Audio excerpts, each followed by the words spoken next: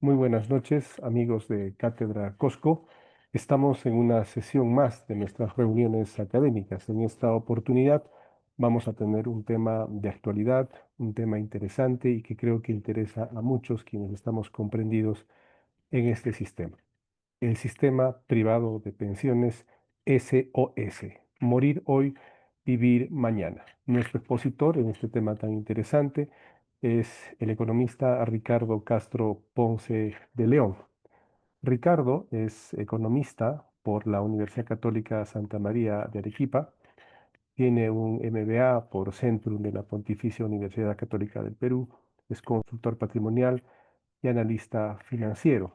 Es director de Planificación y Desarrollo Universitario de la Universidad Andina del Cusco. Es profesor a tiempo completo de la Escuela Profesional de Economía de la Universidad Andina del Cusco y también es profesor de la Escuela de Posgrado de la misma universidad. Y aunque Ricardo no lo haya puesto, yo quiero agregar un punto muy importante a su currículum. Él es egresado del Colegio Salesiano de Cusco. Hemos compartido y somos promoción 1982 y para mí es un enorme gusto presentarlo de esa manera y de esa forma. Él no puso ese punto en su currículum, es mi responsabilidad haberlo puesto. Les pido también a todos nuestros concurrentes que mantengamos nuestros micros apagados para no interrumpir la exposición y al final de la exposición tendremos la oportunidad de hacer algunos comentarios y obviamente algunas preguntas. Sin más preámbulo, dejo en el uso de la palabra a Ricardo para que nos empiece a dar su exposición. Buenas noches, Ricardo. Gracias por estar con nosotros. Gracias, Fernando. Muchas gracias. Buenas noches con todos. Les agradezco particularmente a Fernando. Nos conocemos, como él bien dice, de toda la vida prácticamente. Así que es imposible decirle no, pues que me invite a una conferencia, a una charla en este sentido, que tal vez podría ser también un diálogo, ¿no? Que podríamos conversar sobre un tema que está sonando todo el tiempo, hoy por hoy. Y yo particularmente, en mi condición de consultor patrimonial, que es lo que me he convertido a lo largo del tiempo, y académico, me considero en la obligación, pienso, de difundir este tipo de temas, porque realmente nos afectan a todos, ¿no? Afiliados y no afiliados, en realidad es eso. Así que bueno, va a ser un gusto de verdad compartir con ustedes. Les quiero felicitar por este esfuerzo sostenido que llevan. Siempre voy siguiendo por las redes que están con temas que yo sé que a veces son altamente especializados del tema del derecho. Sin embargo, bueno, al final de cuentas, la economía también es algo que nos interesa a nosotros, a todos, y esa economía tiene un marco legal, pues, ¿no? Exactamente. Así que voy a hacer un intento de ser breve, concreto, puntual, y voy a estar llano a escuchar cualquier consulta que ustedes tengan y aclararla, pues, de la mejor manera. Entonces, comenzamos. Y el título creo que es bastante sugerente en este sentido, ¿no? Em, Primero quisiera yo simplemente mostrarles esta línea de tiempo que se me ocurrió hacer con el fin más o menos de mostrar nuestra vida, ¿no? Nuestra vida desde que comenzamos, llegamos al mundo y tenemos unos primeros años que probablemente esté entre los 18 a 25, dependiendo que estudiemos, ¿no? A lograr estudios puedan ser técnicos o superiores. Entonces, ahí está nuestra infancia y todos nuestros estudios. Y en esta línea de tiempo va pues hasta los 18 a 25 en promedio. Ahí tal vez sea que nos incorporemos a la población económicamente activa, es decir, a laborar ya sea de forma dependiente o independiente, ¿no? Aquí sí sería importante tomar en cuenta que gracias a la pandemia, en todo caso, descubrimos, confirmamos, diría yo, que alrededor del 80 a más por ciento de la economía en Perú es informal, ¿no? Así que sí es importante mirar ese sector definitivamente en nuestro país. Una vez que nos incorporamos a esta vida laboral, digamos, esta vida laboral, en la manera de la formalidad, deberíamos retirarnos a los 65 años, que es, digamos, un retiro, la edad legal de jubilación en el Perú. pero sí es importante para quienes aportan, para quienes están asociados, afiliados a un sistema pensionario, ¿no? Más o menos esa sería la idea de mostrarles esta línea de tiempo. Pero sin embargo, también ustedes deben conocer que los 65 es una edad legal de jubilación, pero no obligatoria. La obligatoria sería los 70, ¿no? Que también, digamos, hoy por hoy hay mucha gente, creo que todos sabemos que hay más gente que está en mejores condiciones a esa edad y puede seguir laborando sin problemas, ¿no? En este tramo, 5 años más. Y puse más abajito un infinito, que es el caso particular que tienen las universidades estatales, ¿no? Y algunas privadas que también intentan, de alguna manera, que esto se extienda, ¿no? Y prácticamente sería pues hasta que mientras que uno respire puede seguir pues en la población económicamente activa. Como fuera, en realidad este sería nuestro panorama, digamos, planteado para esta exposición, ¿no? Ahora, durante todo este tiempo hay algo que probablemente a veces no nos percatamos, pero sí enfrentamos todo el tiempo a lo que se llama riesgos, que es la probabilidad de la ocurrencia de algo y que nos puede afectar, puede ser positiva o negativamente, ¿no? En este caso yo me refiero básicamente a riesgos financieros. Entonces, esto lo enfrentamos todos desde el momento de nacer, ¿no? En todo caso, ahora yo les quisiera mostrar que estos trabajadores, las personas que entramos a laborar, hay un pequeño estudio aquí del Instituto Peruano de Economía, donde nos muestra la percepción que tienen los trabajadores, que están en una planilla, por supuesto, respecto a los beneficios laborales más importantes, ¿no? Y como podemos apreciar, pues los más importantes son la seguridad social y la jubilación, ¿no? Ya luego vienen horas extras, las CTS, etcétera, ¿no? Sin embargo, fíjense que ahí lo más importante está concentrado entre seguridad social y jubilación, lo cual creo que ya nos da un indicador más o menos sobre lo que vamos tratando de concluir aquí. Vamos a analizar ahora los riesgos, esos riesgos que les mostraba yo, que enfrentamos desde nacer hasta que nos vayamos de este mundo, ¿no?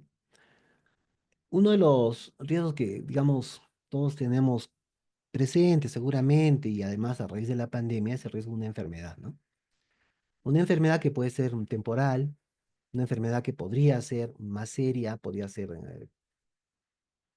algo que incluso termine pues en la muerte, pero son riesgos que estamos constantemente expuestos, o más hoy, ¿no? Con esta variación de los COVID. Bueno, ahí está. El otro es un riesgo de invalidez que podría ser ya sea parcial, total, permanente, ¿no? Que también está igual ahí. O sea, es algo que nosotros no podemos evitar, ¿no? Tarde o temprano podría suceder. A veces, tal vez no en buena hora, pero de alguna manera siempre estamos expuestos, de hecho que sí. Otro riesgo importante es el riesgo de muerte, ¿no? Que es sobre lo que sí tenemos certeza todos, ¿no? Que sí vamos a morir. Esa es una certeza. Y es un riesgo inherente, además, ¿no? Es un riesgo que nace al momento de nacer, precisamente. Es decir, uno nace y ya tiene riesgo de muerte. De hecho, hay muertes prematuras, ¿no? Muerte en la cuna, etcétera, ese tipo de cosas. Y esos son de los riesgos, digamos, que más nosotros tenemos presentes, ¿no? Enfermarnos, caernos, tener una invalidez, que nos atropelle el tráfico, un auto despistado de esos, o finalmente, pues la muerte. Estos son tres riesgos que siempre los tenemos ahí latentes y seguramente todos los tenemos identificados probablemente.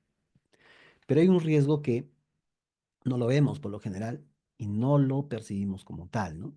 Que es precisamente el riesgo de vejez.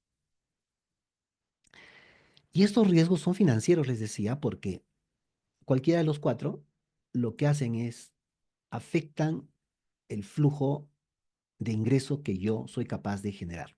Esa es la gracia de este tema. Ese es el punto central, ¿no? Ahora, claro, si me enfermo y es una enfermedad prolongada, o en caso, por ejemplo, que fuera un tema oncológico que sabemos que es sumamente complicado, involucra un montón de gastos, dejo de trabajar, bueno, tiene toda una complejidad, afecta el ingreso. La invalidez igual, ¿no? Igual, una persona que se corta también su flujo. La muerte, evidentemente, ¿no? Corta totalmente, ya para siempre el flujo que una persona podía generar, el flujo de ingreso, y por eso existen seguros, ¿no? Seguros de vida, ¿no? Que justamente lo que hacen es reemplazar el ingreso que yo llevo a mi casa, pues, me compran el riesgo y se reemplaza el ingreso. Ese es el concepto de un seguro, ¿no? De vida.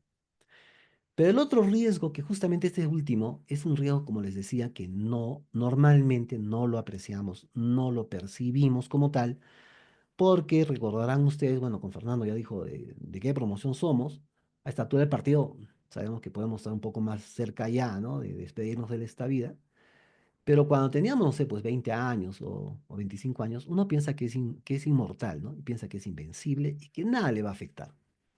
Y jamás se pone en modo vejez. Ese es uno de los temas importantes, ¿no?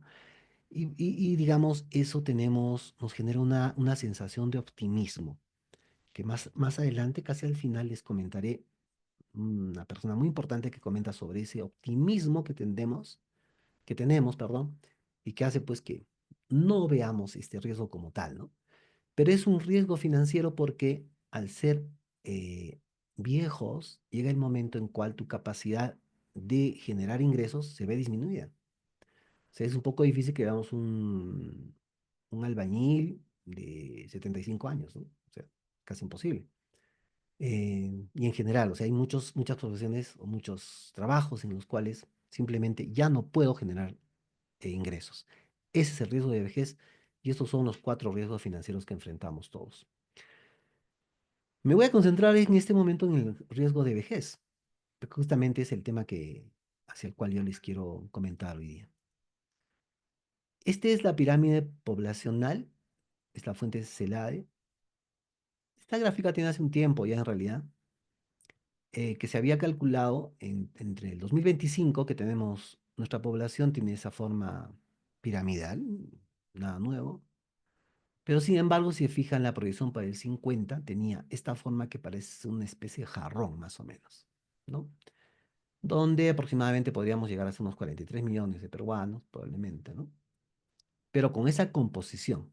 Acá lo importante es fijarnos que como la parte de arriba de esta pirámide ya deja de ser piramidal, ¿no? Entonces se va ensanchando, es decir, hay cada vez más población mayor, adulta mayor, fíjense a partir de los 65 años, o 60 incluso, fíjense cómo era respecto del 2005, y la base, en el medio, perdón, también tenemos que se ha engrosado un poco, pero fíjense que la base se va acortando.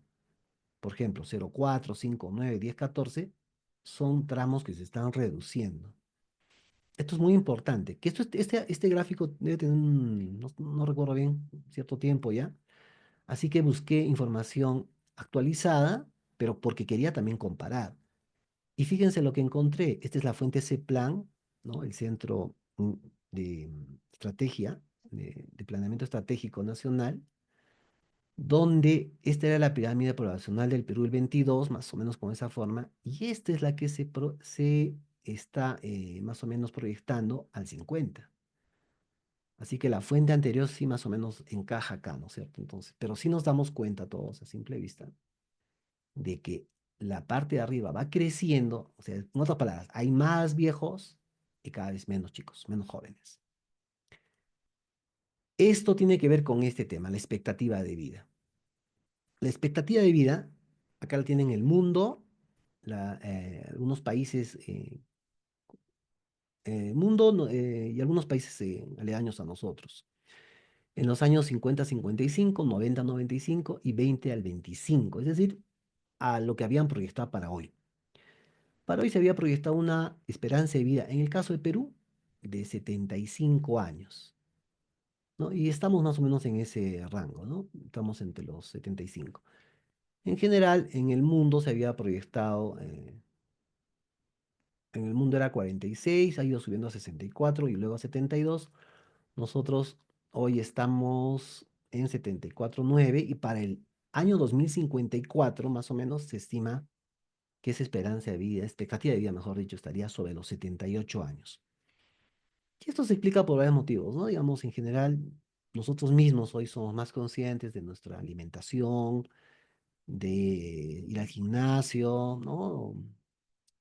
De tener una vida más saludable en general, ¿no? De resistir más tiempo, vamos a ponerlo así. Entonces, esto se ve en cuanto a expectativa de vida, por un lado. Por otro lado, tendríamos la tasa de fecundidad.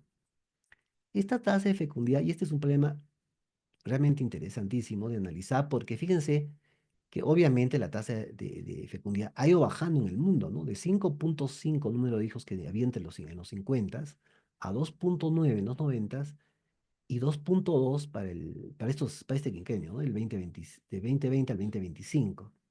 Y en el Perú, en realidad se estaba estimando un 2,1, pero ahí nos equivocamos, me parece rotundamente, porque el real de hoy, al 25, está en 1,94 o 1,80. Y lo llamativo es que hay ciudades como Puno, por ejemplo, que tienen esa tasa, están en 1,8, 1 punto tantos, bajo realmente, a pesar de ser probablemente una zona un poco más rural. Sin embargo, están por esas tasas. ¿Y qué sucede con este tema? Este tema tiene que ver que si no tenemos una cantidad de niños que nacen al ritmo que vamos envejeciendo y que se va aumentando nuestra expectativa de vida, no tenemos lo que se llama el reemplazo generacional. Es decir, podríamos llegar a situaciones más o menos próximas, ¿ah? En que nos vamos a parecer a algunos países europeos, o Japón tal vez, donde hay muy poquitos niños y un montón de ancianos. Y eso tiene una consecuencia que está en este siguiente cuadro, que se llama la tasa de dependencia de la vejez. Es decir, cuánta persona adulta mayor depende de los que económicamente están activos.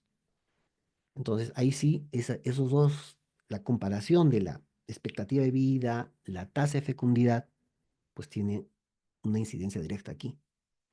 Y si bien es cierto, se estimaba que íbamos a tener alrededor de 11% para el 25, entre 20 y 25, el mundo estaría en 14, uno nosotros en 11% de gente mayor que depende de la población económicamente activa, vamos a ponerlo así, en realidad hoy día se estima casi en 23%. Acá sí el dato no estuvo la proyección tan acertada.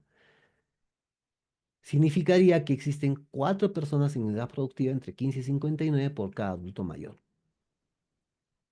Entonces, eso, la verdad, ese sí es ya un problema de por sí, ¿no? Ya va complicando. Es decir, cada vez más gente en edad de trabajar soporta una mayor cantidad de gente adulta mayor y que además vive más. O sea, el problema es ese, la gente va a ir viviendo más, vamos a tener menos, proporcionalmente, menos gente que soporta ese grupo de gente adulta mayor y de algún lado tenemos que vivir nosotros, todos tenemos que ir a algún sitio, o sea, algún ingreso tenemos que tener.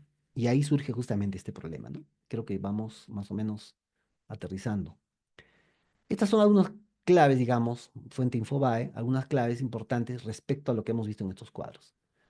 Entonces, la población está envejeciendo en el Perú, más que claro. 10% de peruanos teniendo 65 o más, según un reporte a julio. Esto va y va en aumento. La tasa de dependencia de la población, el 50 era 10, hoy día estamos en 23. O sea, en los últimos 70 años se ha duplicado y más. La pirámide poblacional, como hemos podido ver, está cambiando totalmente y en el tiempo se estima pues que la pirámide va a estar invertida, ¿no? Se va a hacer poquitos niños y un montón de ancianos, ¿no? Y tomemos en cuenta además que el avance médico, la educación misma hace también que controles de natalidad sean más efectivos. Los chicos en general, si nos fijamos hoy, pues posponen la maternidad o posponen, ¿no? Y prefieren una mascota, ¿no? Y se acabó, ¿no? Y también el avance médico, tecnológico, hace que vivamos más, ¿no? Próximamente ya se están haciendo pruebas, deben haber leído y escuchado, ¿no? Que se pueden regenerar dientes y hay pruebas que se están haciendo más para el reemplazo de órganos. Es decir, las probabilidades de que nuestra vida se alargue son muy altas, ¿no? Y va a suceder en breve, probablemente a partir del 2030 ya podamos incluso tener en nuestra zona al alcance esa tecnología. Obviamente tendrá algún nivel de costo, sí, pero el volumen y la demanda que va a generar seguramente rápidamente va a ser mucho más accesible todo. La implicancia de todo esto es de que este envejecimiento poblacional tiene un impacto en el sistema de pensiones, en los servicios de salud y en el mercado laboral. Entonces, no es solo un tema de FPs, no es solo un tema de que yo quiero mi plata del FP, no es un tema de eso, que el octavo retiro, que se apruebe o que la reforma salga de tal o cual manera, no es eso, ¿no? Y hablar del octavo retiro, bueno, los ya están publicados cómo va a ser, en qué fechas, no es un tema que realmente nos debería ocupar, eso es algo que leemos una nota periodística hoy y lo sabemos rápidamente. Acá el tema es más profundo en realidad, ¿no? Y justamente ese es el que impacta el sistema de pensiones en sí, los servicios de salud, el mercado laboral. Y la pregunta es, pues, que requerimos políticas públicas, ¿no? Para promover este cuidado intergeneracional. O sea, es un tema realmente profundo el que tenemos, que estamos tocando hoy día. Bueno, vamos en todo caso a ver por qué existen, perdón, sistemas de pensiones. Ya más o menos queda claro. Es un tema de seguridad social. Y esta seguridad social en realidad tiene muchos años ya de experiencia, más de 100 en el mundo, por un lado. Por otro lado, es un derecho humano, está reconocido como tal. Eh, Básicamente es un instrumento de protección, los fondos de pensiones. Tienen esa naturaleza, es un carácter público los sistemas de pensiones, la seguridad social. Y la misión de este sistema de seguridad social es brindar protección contra un conjunto de riesgos. ¿Cuáles? Los que les he mencionado al inicio. Esos son los riesgos que enfrentamos. Y eso hace la seguridad social, enfrentar eso. Y justamente en el año 2001 ya se hablaba que en los sistemas de pensiones, con prestaciones definidas, que son cubrir esos riesgos que les mencioné, y que están basadas en el reparto significa el Sistema Nacional de Pensiones, es decir, juntamos todos los aportes de la gente que trabaja en una olla común y distribuimos a todos colectivamente. Pero el riesgo también se asume colectivamente. ¿Cuál es el riesgo? Bueno, el riesgo es, por ejemplo, el año 87, en el gobierno de entre el 85 y 90, de Alan García, entre otras cosas, por la aplicación de una política heterodoxa y de esta aplicación, bueno, digamos, no tan seria, tal vez se podría poner así el término, al final pues se terminó requiriendo fondos de N sitios. Entre ellos, uno de los sitios más atractivos era el Sistema Nacional de Pensiones, bajo el criterio de que si yo recibo aportes, el Estado recibe aportes mensuales de gente que se va a jubilar de acá a 40 años, pues me presto hoy día, les devuelvo 2, 3 años y no ha pasado nada. Y efectivamente, ¿no? Se tomó ese dinero que nunca se devolvió. Y es cierto que cuando había una ministra, María Antonieta, una jovencita, no me acuerdo el apellido, y salió en el Congreso a decir que se hablaba de devolución de AFPs, ¿no es cierto?, a los afiliados en el COVID, y se pedía que también se devuelva de la ONEP, ella salió a decir que ese dinero no existía. Y lo cual era cierto, efectivamente era cierto, no existe porque ese dinero ya se utilizó en esos años. Hoy queda muy poquito y lo vamos a ver también cuánto de poquito queda. Entonces, este sistema de reparto, que se asume el riesgo colectivamente, pues tiene una implicancia, por supuesto. Mientras que los sistemas de cuenta de ahorro individuales, que es el sistema privado de pensiones, que también lo veremos, son las propias personas las que asumen el riesgo. Y esto es cambiar la óptica de esta protección, ¿no? Probablemente se busque una solidaridad de estos sistemas, ¿no?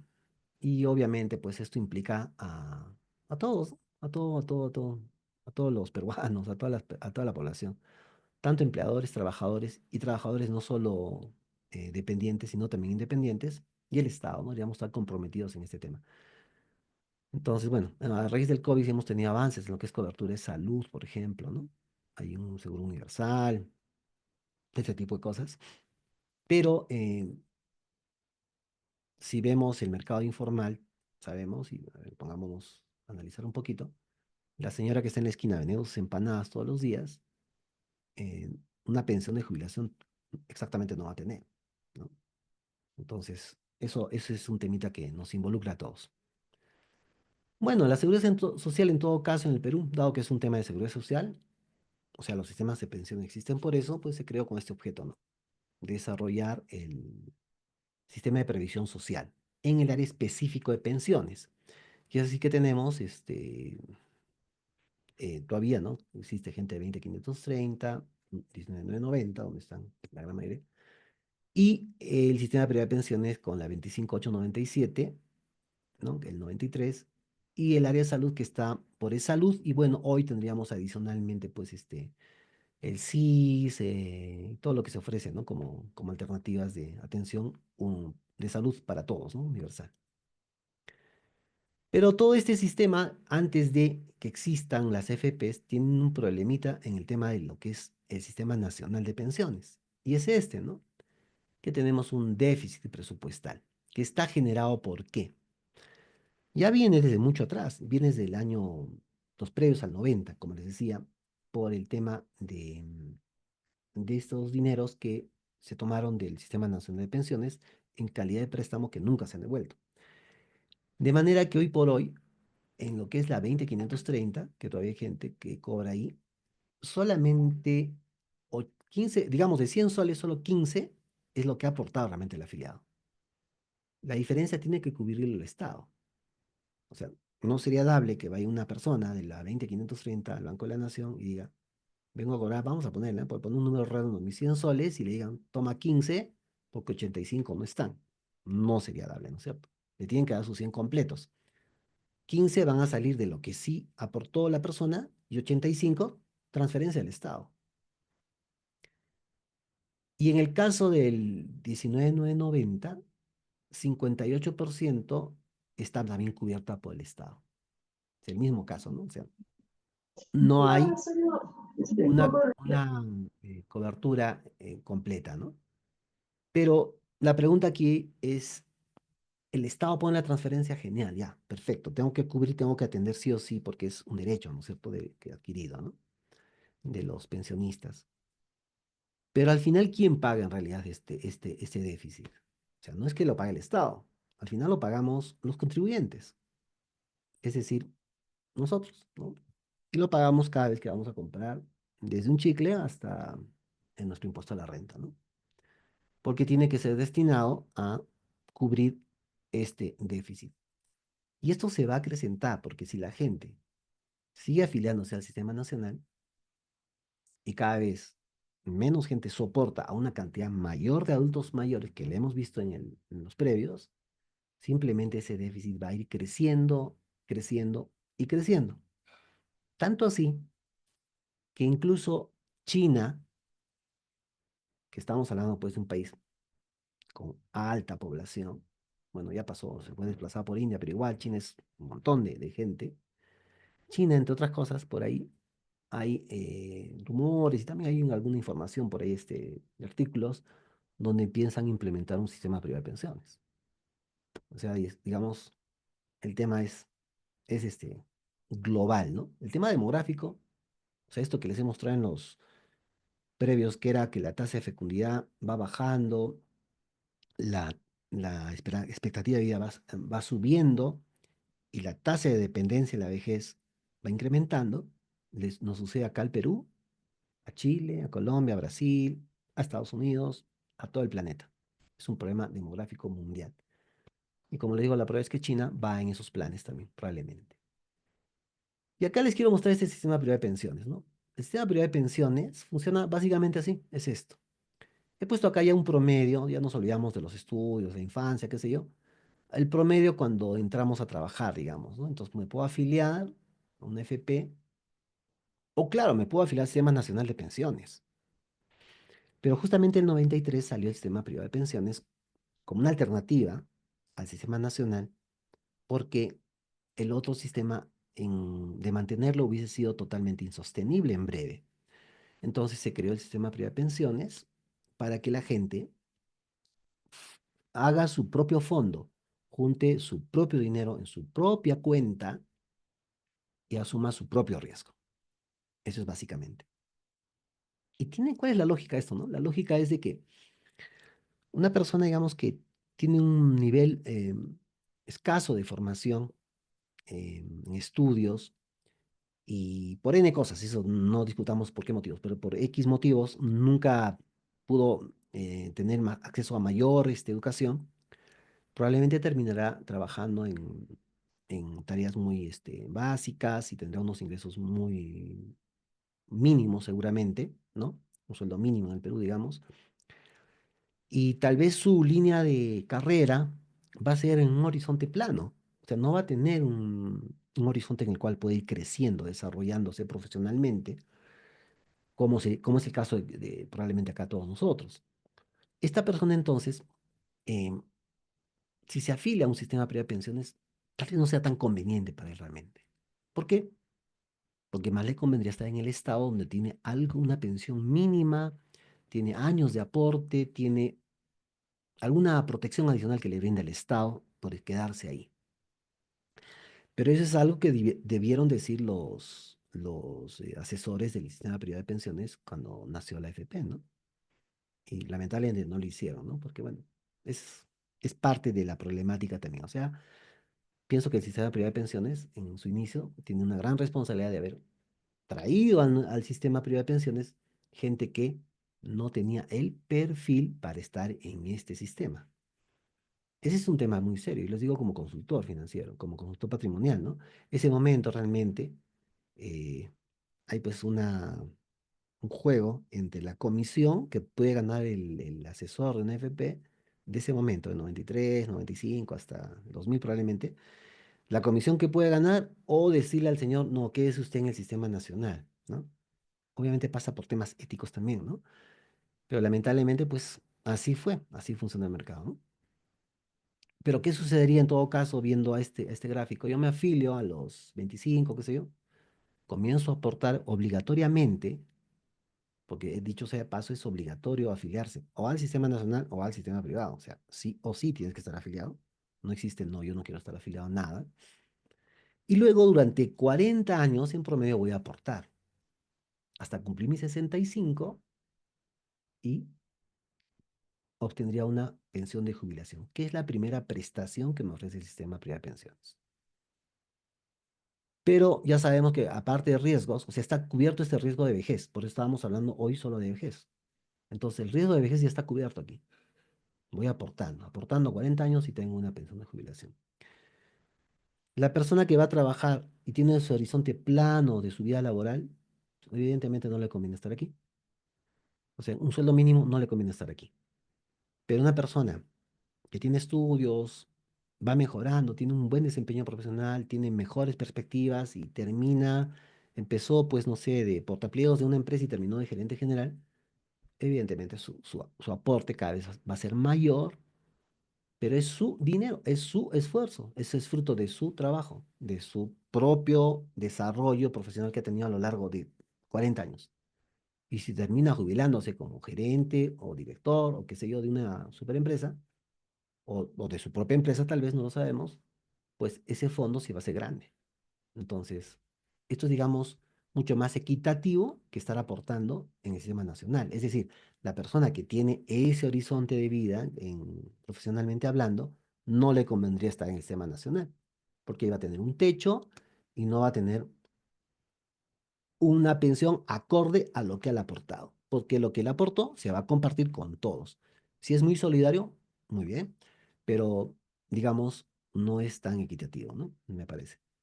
En todo caso, esto está diseñado para remuneraciones en promedio más altas y horizontes eh, de vida laboral más prometedores. Esta es la primera prestación como tal. Riesgo de vejez cubierto. Pero puede ser pues que uno no llegue, ¿no?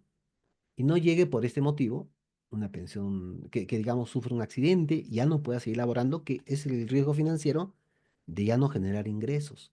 En todo caso, ahí se genera la pensión de invalidez. Y seguro que ustedes conocen que hay mucha gente que tiene la pensión de invalidez que le proporciona la AFP, ¿no? Sujeto a calificaciones médicas, alguna comisión, dos comisiones médicas que existen, pero sí se da.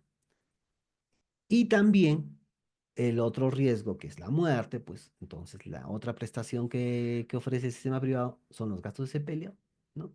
Que tiene un tope también.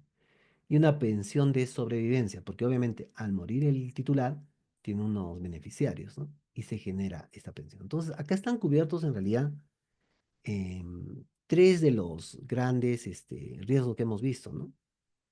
La invalidez, la muerte y la vejez. Y salud está cubierto por el salud o por los sistemas, ahora, por el SIS, ¿no? Sistemas integrados de salud. Entonces, sería así. Ese es el esquema básico del sistema privado de pensiones.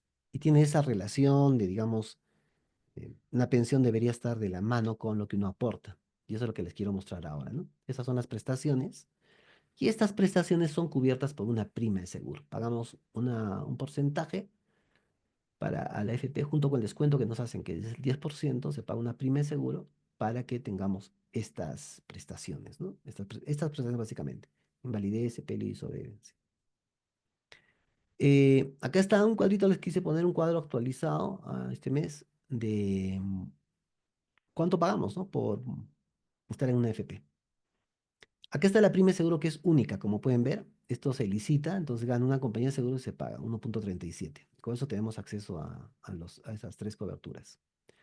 El aporte obligatorio es 10%, 10%.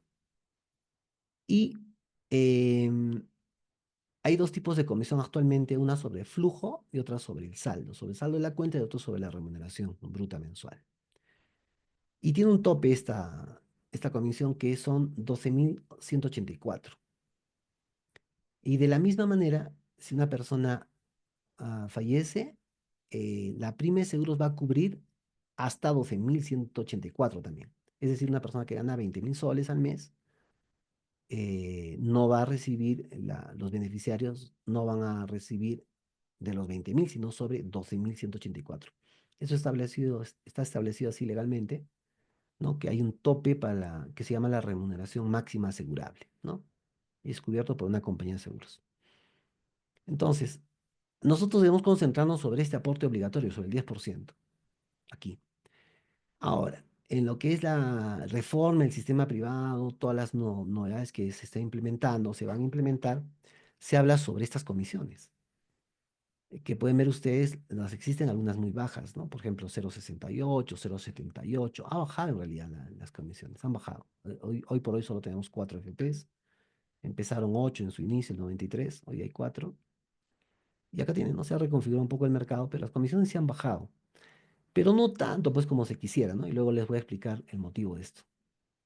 O sea que sí, sí hay un malestar siempre por las FP. Yo pienso que sí. De hecho, yo también pienso que es un malestar, pues, legítimo, ¿no? Que podemos sentir todos ahora cuando analicemos un par de cosas más. Entonces, hasta aquí, digamos, es cómo opera el mercado, cómo opera la FP. Y vamos a ver qué pasa con este 10%. Este 10% va, se llama aporte obligatorio y va a la cuenta individual de capitalización. ¿De quién es propia? De cada uno, individual, por eso es. Luego hay una prima de seguro, que es un porcentaje, ¿no? Que vimos ahí, y cubre la invalidez y muerte. Y se peleó, claro, esos otros tres conceptos, ¿no? De riesgos que tenemos.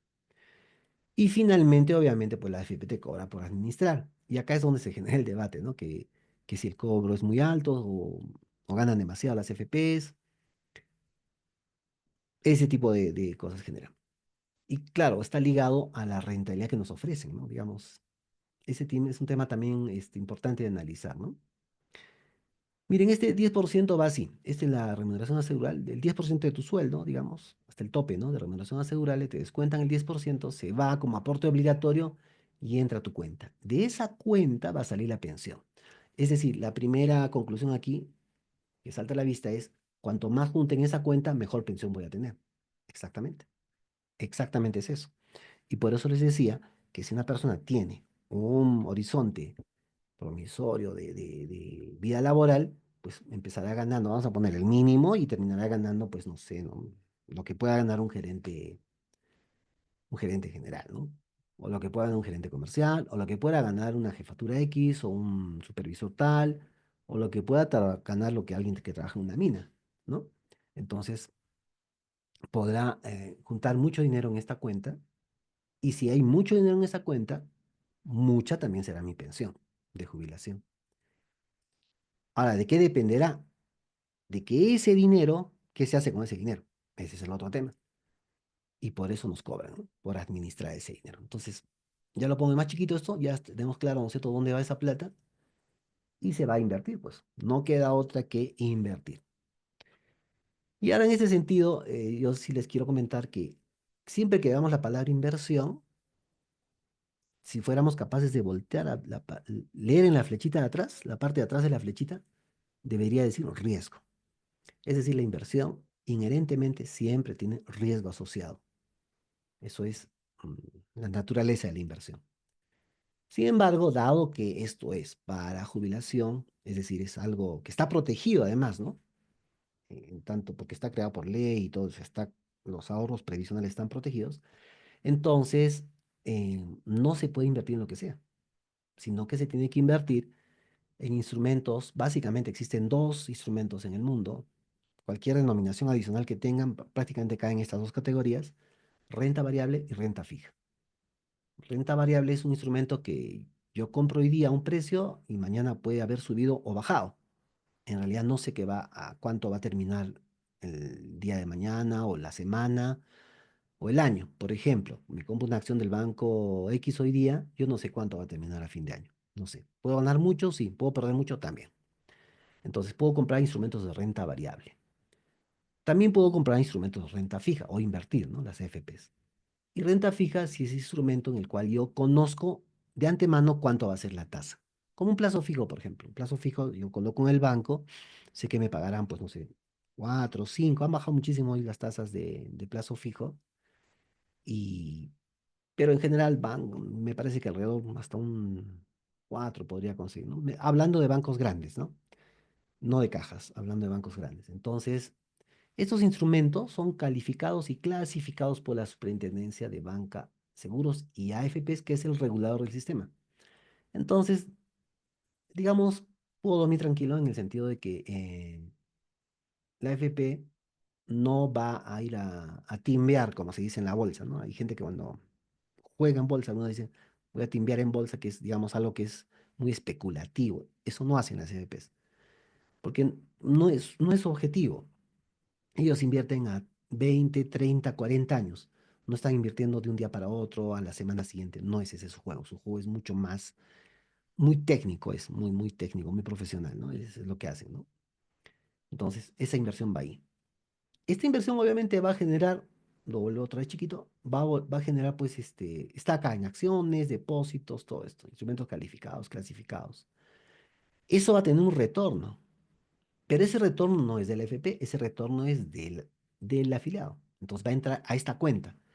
Entonces, por un lado, voy alimentando mi cuenta con mis aportes mensuales y por otro lado, espero, y sí, tengo que esperar, no me queda otra, espero que la AFP, al invertir, alimente mi cuenta con la rentabilidad que me puede generar esos instrumentos. Solo que hay un tema, ¿no? Que normalmente nosotros todos en el ámbito común y silvestre conocemos, o el término rentabilidad me suena a ganancia, pero financieramente hablando, la rentabilidad tiene dos resultados, uno positivo y uno negativo. Cuando es positivo se llama ganancia y cuando es negativo se llama pérdida. Entonces, por eso he usado la palabra rentabilidad, tal cual técnicamente, o sea, no puedo poner acá ganancia, porque no siempre se gana, también se pierde, ¿no? ¿Y por qué? Porque hay acciones, porque hay instrumentos que son de renta variable. Ahora, claro, no es que compre cualquier acción, no es que compre cualquier acción. Sin embargo, las acciones tienen esa característica, van variando de tiempo, de precio, perdón, todos los días, lo podemos verificar en los diarios o lo podemos verificar en la página, en la web de la Bolsa de Valores, van a ver ustedes un banner ahí que pasa, y rojo, azul, verde, todo el tiempo está variando, todo el tiempo varía, o sea, no hay forma de saber, ¿no? Así que hay momentos en los cuales sí vamos a tener cosas muy críticas. Ejemplo cercano, el 2020, ¿no? 2020 empezó la pandemia, el 16 de marzo comenzó la cuarentena, que no tuvo nada de cuarentena, fue no sé cuántos días, y, y al mes siguiente, o sea, eso fue en marzo, al mes siguiente, abril, la bolsa estaba en el suelo. Pero, o sea, ¿qué podríamos hacer en ese caso, no? Digamos, no hay, creo que todos entendemos que ahí no había nada que hacer. Igual pasó el 2008, igual pasó el 97, el 2012, 16. Hay varios episodios de crisis que afectan globalmente y bajan las acciones. Nada se puede hacer, no puedo hacer nada. Entonces, por eso pongo esa rentabilidad. En momentos va a aumentar el fondo, en momentos no va a sumarle tanto al fondo. Probablemente le reste, ¿no? Va a pasar eso. Pero eso es lo natural. O sea, no tendría que extrañarnos mucho. Sino que todos queremos ganar, pues natural eso, ¿no? Más temor le tenemos a la pérdida que entonces cuando perdemos decimos, ¿y en qué asociamos ahí? En algo bien sencillo, ¿no? Estoy perdiendo, pero me siguen cobrando lo mismo la AFP. Ese es el tema, ¿no? Que sentimos todos. Digo, pero ¿por qué, no? O sea, la bolsa ha bajado, mi fondo ha bajado, tengo menos plata, pero estos me cobran igual, ¿no? Entonces, sí, pues genera ese... Pero creo que si entendemos esta parte, digamos, bueno, pues, sí, va a haber momentos de subida, bajada, es lo natural. No tendría que extrañarnos mucho. Bueno, entonces si tengo más ingresa, yo que espero pues que mi cuenta vaya creciendo, ¿no? Alimentada por mis aportes y alimentada por la rentabilidad positiva, o sea, ganancia que pueda tener, o sea, cuanto más resultados positivos que negativos tenga, esta cuenta va a ir creciendo. Por tanto, sí o sí tendría una mayor pensión de jubilación. Esta es la lógica del sistema. Esta es la lógica del sistema. Y si lo asociamos a que yo tengo un horizonte profesional próspero, pues va a suceder eso, ¿no? Y de hecho a algunos les ha sucedido seguramente. Bueno, yo trabajo tengo muchos, tanto compañeros como clientes en sí, que sí, pues les ha sucedido esto. Bueno, entonces las AFPs, para evitar un poco los riesgos que corremos, trabajan con asesoría previsional. Bueno, eso espero que lo estén haciendo realmente hoy día. Creo que sí, ya han aprendido, han pasado ya 30 años esto. Y tenemos ya no solo tres fondos, sino cuatro fondos hoy por hoy. Desde un fondo cero, un fondo uno, 2 y 3, así de sencillo se llaman los fondos, y la posibilidad de hacer aportes voluntarios con y sin fin previsional. O sea, yo podría voluntariamente, aparte de lo que me descuenta mi 10%, poner más. No sé si alguien lo hace, pero hay gente, yo conozco a alguien al menos por ahí que lo hace, ¿no? Y es un dinero que si lo hago con fin previsional, va junto con mi aporte obligatorio, el que me descuenta, y otro que hago yo de forma voluntaria, pero si es con fin previsional, no lo tocaría hasta los 65, no puedo. Pero también la ley me permite hacer sin fin previsional, es decir, puedo poner ahí que el FP lo administre y cualquier momento puedo retirarlo. Es decir, lo puedo usar como un vehículo como si fuera un fondo mutuo, si es que tienen experiencia en fondos mutuos, algo así, ¿no? Igual puedo hacer esto. Entonces tengo esos cuatro fondos hoy por hoy. Y esta es la composición de estos fondos. En un inicio solo nació las FPs con el fondo 2 que tiene esta composición casi mitad, vamos a ponerle renta variable, la parte oscura azul, que está 45, ya casi, ¿no? Ya 45%. Y la diferencia está entre renta fija, que ya se conoce cuánto va a rendir, y corto plazo. Los cortos plazos también varían entre fijo y variable, pero más que todo, casi la mitad de esto es variable. Por tanto, podríamos decir que su riesgo es medio, ¿no? Que es casi 50-50, su riesgo es medio. Luego de eso, en el año 2005, si mal no recuerdo, surgieron los fondos uno y 3, que el uno trajo este aspecto interesante que solo 10% tiene variable y el resto es fijo, o sea, 90 es fijo. Entonces tiene menos riesgo, claro, y 10% nada más con el riesgo. Pero también nace el fondo 3, que tiene 80% variable, o sea, es muy riesgoso, y solo 20 fijo. Pero esto tuvo una consecuencia interesantísima en el mercado, que luego de haber aparecido estos tres fondos, al poco tiempo, en 2006, Este fondo 3 en promedio de las AFPs, hizo una rentabilidad de 100%. Imagínense. Algo absolutamente atípico, o sea, no es que las AFPs van a ser 100% toda la vida, es imposible, ¿no? Algo totalmente atípico. Y el 2006 hicieron 100%. O sea que hay gente que sí dobló su fondo, hay gente que hizo aportes voluntarios y dobló su aporte en el lapso de un año. Y esto trajo consigo que los bancos, al verse afectados por los fondos de AFPs, porque la gente comenzó a poner mucho su plata ahí, pues sacaron los fondos mutuos. Y si asociamos, los fondos mutuos han crecido mucho desde el 2005. Al 2004 o 2005 había, creo, 11 fondos en Perú. Y esto, hay 7 fondos, 8 fondos. Hoy día hay como 50 y tantos fondos, para todos los gustos, ¿no? Nacionales, extranjeros, solo renta fija, renta variable, en nombres, ¿no? Ya nombres comerciales, ¿no? Pero básicamente emulan esto, ¿no? Composiciones, más tirando para fijo, más para variable. La composición técnica, financieramente hablando, es el 80-20, ¿ya? O sea, digamos, pero ese es un tema que también lo vamos a analizar en un ratito para que lo tengamos claro. Y no hace mucho, que la verdad, ya me olvidé cuándo fue, nació el Fondo Cero. Ya pues es extremo. Creo que nació a raíz de las crisis, claro, 2012, 13, ¿no? A raíz de las crisis que hubo. Dijeron, no, pues no, las FP hacen perder mucho, ¿no? Hacen perder mucho. Claro, si te coge la crisis en el fondo 3 del 2008, vas a sentirlo, ¿no? De hecho, que lo vas a sentir. El 2012 también, ¿no? Lo vas a sentir. Entonces dijeron, creemos un fondo cero que no tenga riesgo y fuese el fondo cero que tiene. Todo está en fijo. Ya, pues te pones ahí, que no te preocupa absolutamente de nada. Apúrame un poquito, creo, porque estamos casi una hora en esto y espero no cansarlos, tampoco no es mi idea. Bueno, les hice un gráfico así más o menos para tener una idea cómo podríamos definir en qué fondo me voy. Y así es esto los fondos, ¿no? Entonces, esta es una propuesta mía en todo caso y algunos teóricos por ahí que hablan, ¿no? Que hasta los 35, 55 y 65 podrías ubicarte en estos fondos, ¿no? Ya cuando estás cerca de jubilarte, pues no te conviene arriesgar. Imagínate que venga una crisis y baje el fondo a la mitad. Tu pensión se va a ir al tacho también, ¿no? No te convendría. Tendrías que estar cuando estás cerca de jubilarte al fondo uno por edad, ¿no? Además, la FP de regalo de cumpleaños, cuando cumples 60 te manda al fondo uno obligatoriamente. Tú puedes, si quieres, cambiar, pero ya no al 3 sino solo al 2. El fondo 2 estaría, digamos, en esta zona, entre 35 y 55, o sea, 20 años de aporte a un fondo 2. Y el fondo 3 entre ni bien te afiles hasta los 35 aproximadamente. Pero esto no es una regla, es una sugerencia, digamos, ¿no? Más o menos. Porque también hay que pensar cómo son los ingresos, ¿no? Si tú piensas que vas a tener más ingresos a futuro, pues te conviene estar en el fondo 3. Si dices que voy a tener menos ingresos a futuros, ya no te arriesgues, mantén en el fondo uno.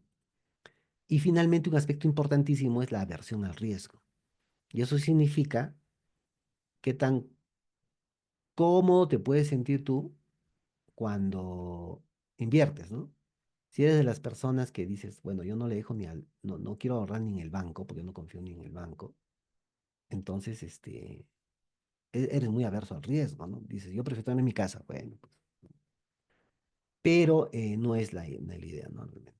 Entonces, la aversión al riesgo, pues cuanto menos, en teoría los más jóvenes tienen menos aversión al riesgo, por tanto, estarían aquí, en el fondo 3. Pero hay jóvenes de 55, vamos a ponerlo así, que dicen, bueno, ¿cuál es el problema, no? Quiero ir hasta los 60 años en el fondo 3. Y les sigo bien, les sigo bien.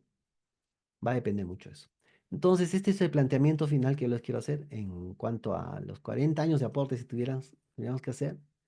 Pues yo creo que podríamos más o menos colocarnos en ese esquema, ¿no? Entre el fondo 3, 2 y pasando ya al final al uno. Pero esto es una óptica, más o menos, en base a la experiencia que he tenido, a los clientes que he atendido, ¿no? Pero cada caso es particular. Es decir, en realidad cuando nos sentáramos uno a uno, un face to face, es como el médico, ¿no? O sea, yo no podía dar una receta para todos por igual. Imposible. Sí o sí tiene que ser una receta medida, ¿no? Bueno, miren, hasta ahí creo que ese es el tema del cómo funciona. Ahora hay una cosa que les quisiera comentar, y justamente a raíz de este último retiro que se está proponiendo, que se aprobó en todo caso. El 20, la cartera administrada llegaba al 23% del PBI, ¿ya? Ahí vamos a ir a dónde vamos a concluir con esto. El 2020, la cartera administrada estaba cerca del 23% del PBI. Pero luego sabemos que ha habido retiros, y miren, ahora está por el 11 nada más del PBI. Esto es importante, muy, muy importante. Les voy a decir el motivo, ¿no? Em, las AFPs reciben una cantidad enorme de dinero cada fin de mes, producto de los descuentos que hacen a las personas que están en planilla. Y tomemos en cuenta que en planilla realmente la proporción es poca respecto del total de peruanos que somos, ¿no? Es decir, la gente que está formalmente en planilla. Y ese dinero desde el año 93 ha ido al único sitio que podía ir, a la bolsa, y ha hecho crecer de una manera explosiva la bolsa, que también les voy a mostrar en una gráfica que tengo ahí. Y junto con eso ha crecido pues los fondos de los afiliados, y que ha sufrido algunos embates. Por supuesto, acá, por ejemplo, en esta línea, una caída pronunciada del 2008, la crisis subprime en Estados Unidos hipotecaria. Después del 2012 tenemos otra caída, ¿no? Pero la cartera administrada ha comenzado a caer notablemente a raíz de los retiros de las AFPs. Pero, ¿cuál sería la implicancia de eso? Eso tiene una implicancia profunda en nuestra economía también, ¿no? Porque podemos pensar, bueno, pues las AFPs pues tienen la plata ahí, ¿no? Pero sí afecta al desempeño de la economía peruana. Y así está por fondo actualmente, ¿no? O sea, sigue manteniéndose mucha gente concentrada en el fondo 2. Es decir, hay menos gente arriesgada, se puede llamar, ¿no? Aquí está. Fondo 3 es la parte de arribita. En el cero, mira, hay mucha gente en el cero, ¿ah? Increíblemente hay mucha gente que se ha ido al cero. Bueno, ahí está. Pero bueno, es tema de aversión al riesgo. Esto es lo que ha pasado con los retiros. O sea, con los 7 retiros que ha habido. No, porque estamos hablando que este es el octavo ya, ¿no? Entonces, ¿cuánta gente retirada acá lo tenemos? Y los montos que han retirado, ¿no? Monto máximo por retiro. El primer retiro fue de 2.000, el segundo 2.000, y después comenzó a crecer, ¿no? 12.900, ajustado por UIT estaba. El último fue de 20.600. Acá está qué cantidad de hombres han retirado, qué cantidad de mujeres, ¿no? Los hombres son los que más han retirado, ¿no? Podríamos deducir que las mujeres son más previsoras, en todo caso. Y ahí están los montos retiro al diciembre del 24. Monto y número de afiliados por retiro. Ahora, si retrocedemos al 2020, cuando empezaba la pandemia, y tratamos de recordar cómo era la situación en ese momento, eh, yo me acuerdo mucho porque me fui con Fernando a la primera vacuna, cuando se dio la primera vacuna, y honestamente estábamos emocionados de estar siendo vacunados porque habíamos pasado la superola, ¿no es cierto? Y digamos, estábamos con vida, ¿no? O sea, yo no le culparía a nadie en absoluto que si en ese momento dicen, oye, a ver, tú tienes una plata ahí, o yo también diría, ahí tengo una plata ahí, ¿no? Ya más o menos un monto acumulado, pero me puedo morir mañana, ¿no? O sea, se acabó y se acabó todo. Entonces, ese retiro extraordinario, que se tuvo el concepto de extraordinario, pues yo creo que una gran cantidad de gente lo tomó, ¿no? Ese fue mi criterio para hacer ese retiro, de esos 2.000, por ejemplo. Yo hice ese retiro de 2.000. Pero después nunca más, porque después ya pasó, pues. Ya había pasado esa tensión sobre el COVID, ¿no? Pero le enseñamos a la población que se podía retirar de la FP bajo, y el argumento ha ido cambiando en el tiempo, ¿no? Ha ido cambiando en el tiempo. O sea, hoy día si decimos por qué están retirando es porque cobran mucho, porque no administran bien, porque ya no tiene nada que ver con el primer retiro extraordinario, ¿no? Espero explicarme bien en ese sentido. Yo particularmente, como les digo, hice ese retiro, pero sí, me parecía, sí, pues dije, pues, ¿y si me muero? No, pues no, me gasto mis 2.000 siquiera, ¿no? El monto que tengo ahí. Pero después ya no tenía sentido hacer retiros. Pero hemos seguido proponiendo y proponiendo retiros, ¿no? Y ahí tienen los números de ley y todo, como han sido. Otra cosa curiosa, ¿no? Acá, ¿Cuántos afiliados han retirado? Miren, cada vez, la primera vez 1.900.000, la segunda vez ya 1.300.000, ya no estaba en ese grupo. Ya, pues, ¿no? La tercera, 3 millones, la otra bajó un poquito, porque también ponían condiciones, ¿no es cierto? Pero fíjense que el monto va incrementando. O sea, hoy se estima que hace un montón más de esta gente que va a retirar, más de 4 millones ya. Y acá tienen los montos en millones de soles, ¿no? Miren, se retira la primera vez 2.966 millones, el más alto fue 32.000, el último fue 27.000 millones. La pregunta es dónde dio esa plata también, ¿no? Porque en la óptica que les he planteado, cuanto más dinero tenga en mi fondo a los 65, mejor pensión voy a tener. Lo que he realizado es retirar dinero de esa cuenta. A simple vista, he reducido mi pensión de futuro. A simple vista. ¿Qué hayas hecho con el dinero? Es otra historia. Esa es otra historia, ¿no? Sí, bueno, ya ese es un tema que también podríamos discutirlo en otro ámbito. Bueno, acá tenemos afiliados, monto realizado y monto realizado según número de retiros realizados. También tenemos acá, se ha medido también eso. Retiro promedio y mediana según número de retiros realizados. Son montos grandes, ¿no? No pasa un poquito así, no, sí es, pero em,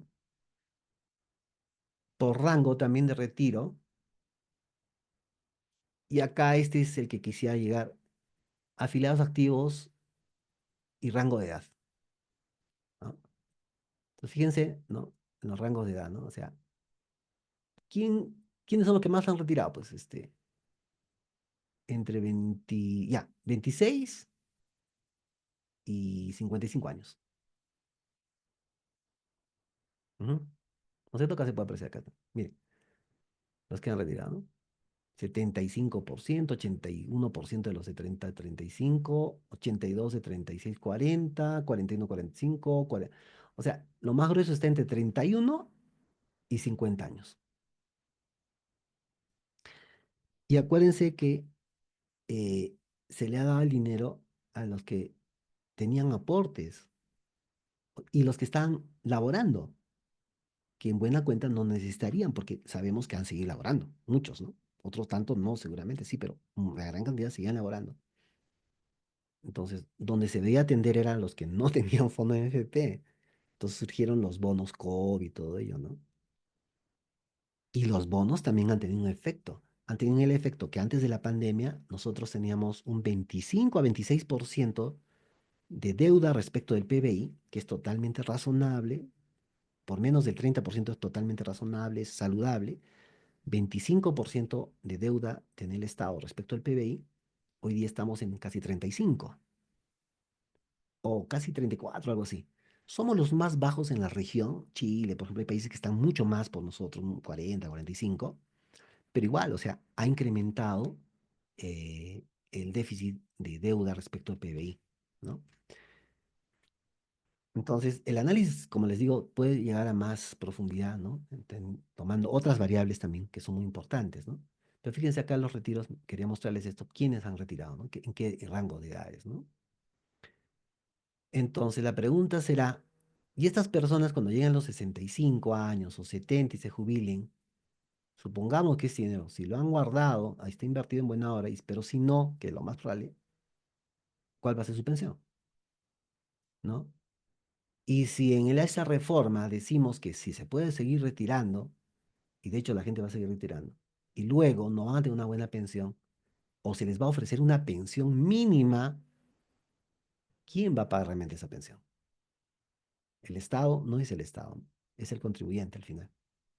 Que es lo mismo el sistema nacional, es decir, es casi un sistema nacional disfrazado lo que se ha generado. Bueno, se me ocurre en este momento decir eso.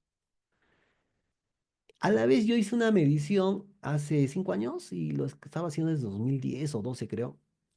em, ¿Cómo participan, ¿no? Las FPs? En este momento esta participación tenían y utilicé un índice que se llama Herfindahl-Hirschman, medio difícil de pronunciar, que lo que me indica es el grado de concentración de un mercado. Y ahorita les explico ese detalle. Me dio 2.509, que era muy alto. Y la misma medición hice hoy para ustedes y me sale 3014. Es decir, en estos 5 años, a pesar de ajustes y todo lo que ha habido, se ha concentrado más el mercado. Porque este índice, cuando es menor de 1500 es un mercado muy competitivo, ¿no? Bodeguitas, vamos a ponerlo. Entre 1500 y 2500 moderadamente concentrado, que es lo que estaba, me parece, no, ya estaba, ¿no? Ya estaba concentrado. Por ahí, ¿no? Estaba más o menos. Pero hoy día está pues en 3000, o sea, por encima de 2500 altamente concentrado. Entonces, el sistema privado es un mercado altamente concentrado. ¿Y dónde notamos eso? Este sentimiento que tenemos sobre las AFPs, ¿no? Solo saben cobrar, no me rinden bien, hay crisis, me pierdo, pero igual me cobran, no dan buen servicio probablemente, ¿no? Eh, todo lo que sabemos, todo lo que conocemos. Y de ahí surgen pues las voces para las reformas. Entonces, veamos cómo le siguen las AFPs, ¿no? Que con esto ya vamos casi terminando. Es, acá hacen fuentes, ¿no? En gestión, desde la creación hasta el 18 más o menos, la rentabilidad anual promedio del sistema antes de inflación, nominal significa antes de inflación, sin inflación, fue alrededor de 12,1% anual. Es decir, como que en 93, 4, 5, cada año hubiese rendido 12, 12, 12, 12. Incluye el 2008, claro. O sea, yo sé que el 2008 bajó 50% un fondo, pero haciendo un promedio de esos años, como 20 años prácticamente, un poco más, 25 años, hizo un 12, ¿no? Con cálculo de rentabilidad real, es decir, descontando la inflación, sería 7,6. Y eso se ha afectado seguramente porque, bueno, en los últimos tiempos es una inflación creciente, ¿no? Que está controlada otra vez. Y la Asociación de FPs dice que desde la creación hemos tenido en promedio 10. Y casi por ahí, o sea, más o menos entre todo lo que podéis buscar, aterrizamos en que es un 10. 10, ¿ah? 10, un 10% anual. Si buscamos en el mundo en general, no hay inversionista institucional que haga un 10 en promedio anual. Es muy difícil hacer eso. Es muy difícil. Y ellos lo han hecho en estos 33 años más o menos que tienen. Y esto ha sido por este tema. Miren, tenemos acá, esta es una imagen un poquito viejita, no hay actualizada lamentablemente, que esto lo hacía la bolsa, y donde la línea, espero que se pueda apreciar, las barras rojas es el PBI peruano. Así hemos crecido desde el año más o menos 60, está por acá. Y hemos pasado pues de ser casi unos parias, que teníamos $250 anuales de per cápita, a un momento llegamos a 7.000. Luego con la pandemia bajamos, hoy día estamos otra vez casi en los 7.000.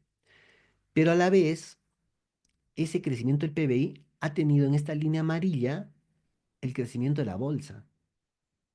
Es decir, que si ustedes invertían en 93, por acá, que está el 93 acá, acá, en esto donde estoy moviendo la flechita 93, hoy día serían simplemente millonarios, ¿no? En 30 años. Pero ese es el horizonte de la AFP. 30 años. Este es el horizonte del AFP. Hay caídas, sí. El 2008 acá ya pasa casi desapercibido. Pero miren, esa es la línea que hace. ¿Y cómo ha sido posible este crecimiento? Ha sido posible primero por un orden de la economía a partir del 93, exactamente la Constitución del 93, la economía social de mercado y todo lo que trajo la liberación de la economía, hizo que nuestras empresas, las empresas más grandes del Perú que cotizan en bolsa y representan prácticamente el valor del PBI, alcanzan el 85-90% del PBI al día de hoy, crezcan de esa manera y por tanto la bolsa también. Pero ¿quién ha hecho este impulso de la bolsa? Las AFPs, es decir, han desarrollado el mercado de valores. ¿Y cómo lo han hecho? Porque si yo todos los meses recibo 10% del aporte obligatorio de mis afiliados, el único sitio donde tengo que llevar eso a partir de desde el 93 era la bolsa peruana. Tanto así, quisieron crecer tanto la bolsa que en algún momento esto iba a ser como una burbuja. Entonces el regulador tuvo que aperturar para que ese dinero también vaya al exterior. Y es por eso que hoy día puede ir el 50 o casi 70% se puede ir al exterior. Porque ya nuestro mercado ha quedado chiquito. Por más que digamos que Perú creció mucho, pero igual seguimos siendo una marquita nada más en el mundo, ¿no? Y el día de hoy quería comentarles justamente eso, de que el señor Velarde, que de hecho es más que reconocido, dijo que opinó del impacto adverso que tendría este octavo retiro. Ya hemos visto que de 23, casi 25 estábamos llegando ya del PBI, el fondo de pensiones. En Chile en su momento llegó a ser el 80%. En Perú, que estaba en 25, hoy día está en 11. Y son por los 7 retiros previos. Más este de hoy, ya se ve afectado el mercado y les explico cómo. El mercado se ha puesto muy volátil con los instrumentos de deuda nacional. ¿Cuáles son? Los bonos del tesoro, los bonos que emite el Estado. Y la tasa que estaba en 5,7 subió a 5,9. Claro, uno puede decir es poquito, eso es un montón, ¿no? De 5,7 a 5,9 es un montón, porque refleja pues que hay una volatilidad. ¿Y por qué es importante esa tasa? Porque ese bono que emite el Tesoro peruano, ¿no? El gobierno peruano, a 10 años sirve de referencia para las hipotecas. Entonces, si nos fijamos, se habrán cuenta ustedes que las tasas hipotecarias han bajado, ¿no? De los préstamos hipotecarios, pero van a volver a subir seguramente. O no va a haber tanto incentivo a prestar hipotecas. ¿Por qué? Porque mejor me compro el bono peruano que esté en 5,9 y ¿qué riesgo corro? Ninguno. Es Estado el que me va a pagar. Mejor, ¿para qué me desgasto evaluando a la persona, pidiéndole garantías, con todos los costos que tiene? Si al final, mejor, ese dinero que un banco capta, mejor lo llevo a un bono del tesoro y pa, me olvidé. Y además, las empresas grandes comienzan a hacer menos emisiones. O sea, las empresas grandes que de repente necesitan ampliar por X, una minera, digamos, va a necesitar ampliar su producción, para eso necesita captar dinero del mercado, necesita emitir acciones o otros o bonos privados, va a decir, emito esto y la pregunta es, ¿quién me va a comprar? Porque el gran comprador que se llama AFP, ya no compra. ¿Por qué? Porque cada vez tiene menos fondo. Eso es lo que está pasando hoy día. Y estas noticias de hoy día, el señor Velarde, que no podríamos mayormente discutir con él, ¿no? Casi nada, es lo que menciona él, ¿no? Y realmente es la conclusión que podemos ir llegando sobre esto. Entonces, entre otras cosas, en la reforma también plantean, por ejemplo, que sean las cajas o los bancos que administren fondos de pensiones, con el objetivo de crear más competencia. Miren, seamos sinceros, en el Perú tenemos 4 bancos grandes. Hay 18 registrados en la SBS, pero hay 4 que juegan el partido. 4 nada más. Y de esos 2 hacen el grueso. Invitamos más bancos, no les importa venir, somos todavía muy pequeñitos para que un banco venga. Invitamos a una FP que venga, no va a venir tampoco. Ya está visto. Está también publicado el día, el mismo señor Velarde comenta eso hoy día. Entonces, ¿qué pasa? La intermediación financiera, esto que vincula a agentes superavitarios y deficitarios, que es lo que estamos más o menos viendo, ¿no? Que hace la FP, tiene una razón de ser. ¿Y cuáles son? Costos de búsqueda, asimetría de información y la especialización. Entonces, sería un poco difícil que te digan, mira, tú ve en qué banco te vas o, o toma tu 10% y tú ve dónde lo inviertes. No somos especialistas todos en eso. Además, la información que tenemos en el mercado no es simétrica. Unos tienen más información que otros. Eso es lo normal en el mercado, ¿no? Y tendríamos un montón de costos, ¿no? Asumiría un montón de costos. La intermediación elimina todo esto y sobre todo la especialización. Es decir, una FP es un especialista en este tema. Dárselo a una caja, a un banco, yo no creo que sea la mejor idea, particularmente. Y de hecho en otras partes no es la mejor idea. En Estados Unidos había casos que las propias empresas podían administrar el fondo de sus empleados, hasta que Enron quebró y quebró con todo el fondo de sus empleados. ¿A quién lo reclamo? A nadie.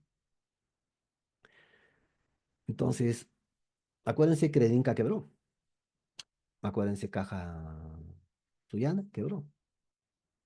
Y ese rato que hago, voy que le digo a quién me protege eso. Nadie, ¿no? Versus un regulado que informa diariamente, tiene una supervisión, un control estricto, es totalmente diferente.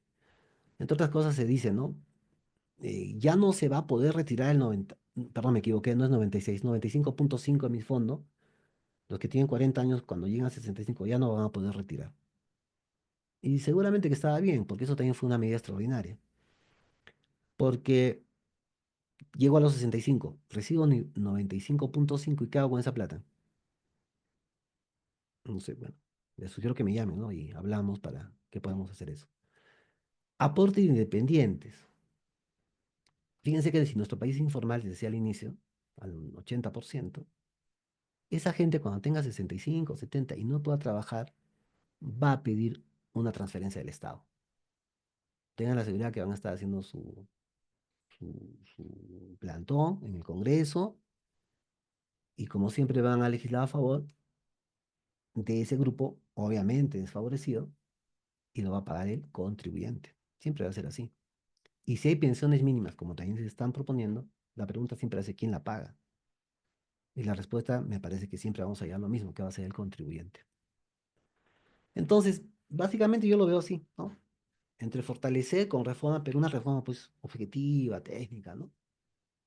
Porque en algún momento también se ha hablado de eliminar. Pero eliminar no que se retiren a las FPs, no, sino que a raíz de este tipo de reformas que se están dando, ya se pone en juego la sostenibilidad del mismo sistema privado de pensiones. Y retroceder a un sistema nacional, creo que nos queda claro, no es factible, ¿no? Desde pasando del tema demográfico que iniciamos.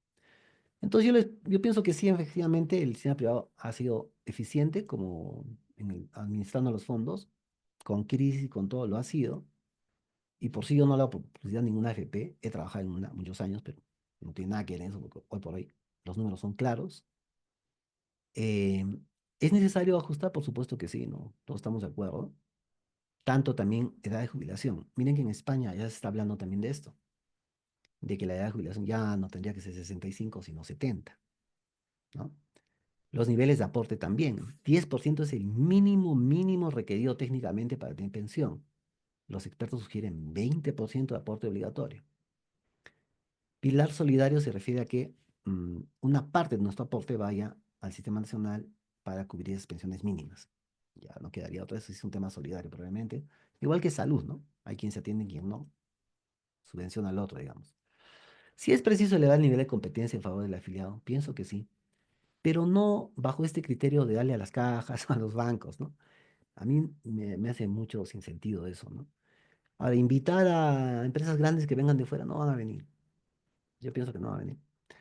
Lo que hay que hacer simplemente es que tengan un fee, que nos cobren un fijo por la administración y el resto nos cobren según el resultado de la rentabilidad. Se acabó. Entonces se ponen más competitivas ellas, ¿no?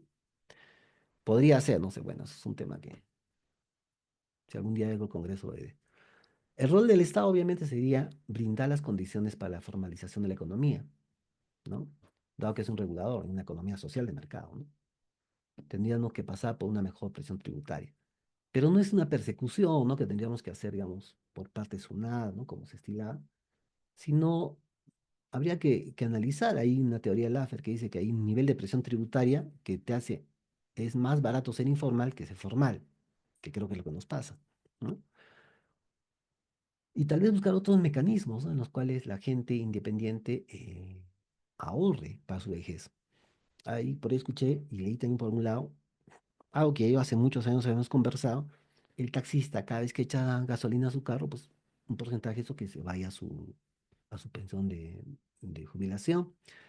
El independiente que tiene un niño y va a comprar medicamentos en la farmacia, compra los pañales para el bebé, igual un porcentaje de eso puede ir a su cuenta. O sea, hay formas donde podríamos mejorar esa recaudación, podríamos dar esa educación también financiera, previsional a las personas, ¿no? Y obviamente yo creo que es analizar objetivamente el desempeño, ¿no? Y el impacto que tiene en la economía para esta toma de decisiones, porque fíjense, ya el octavo retiro ni bien se anunció nomás y ya parecía que prosperaba, ya el bono, que es muy sensible, subió con el consecuente afectación a los créditos hipotecarios, por ejemplo, y a las emisiones. Y nos guste o no, pues el 20% de empresas, en la bolsa de peruana cotizan 300 empresas aproximadamente, 256, algo así, representan casi 90% del PBI. Y son las que mueven la economía. O sea, el grueso está ahí, ¿no? Y si dejan de emitir, ya saben lo que nos va a pasar, ¿no? Entonces yo creo que ese es el análisis objetivo que se podría hacer para tomar unas decisiones más adecuadas, básicamente. Y eso es todo lo que les quería decir. Creo que me extendí bastante, no sé. En realidad creo que son temas, como les decía, muy profundos, ¿no? Que hay detrás. Hay muchísimo más que conversar.